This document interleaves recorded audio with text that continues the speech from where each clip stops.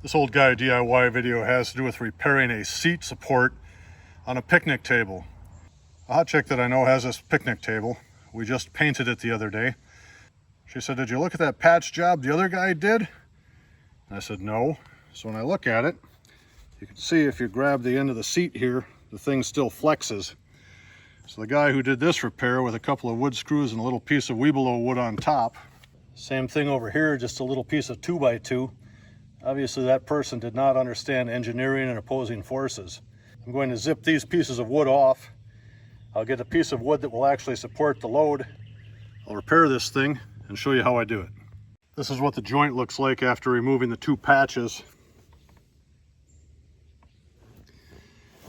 And if I press down a little bit out here on the seat, you can see how it flexes. When I go to repair this, I want this bottom piece of 2x4 to be pushed up as much as possible in its natural state. So I took this piece of scrap wood, just put it under the table, and basically I'm pushing up on this outside edge. So that should help pull this joint together. I'm going to cut this piece of 2x4 and put it in there as a support. So I held it in place here. I went to the other side. I marked where the cuts go. Now I'll go cut that off on the saw. When it came to the repair, I used these 3-inch deck screws rather than regular drywall screws.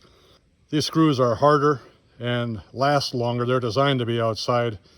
In my experience, drywall screws oftentimes will rust through in 3 or 4 years if left outside. And I brought one screw down from the top here, buried that into the joint. You can see how far that screw would go. And then on my support piece, I put 2 in the bottom and 2 in the top. So that one will go about like that, and the second one goes there. This will provide plenty of structure and support. This is probably the strongest seat member now. So she'll paint it, and that'll be that. Thank you for watching. If you haven't subscribed, please do. I hope you have a great day.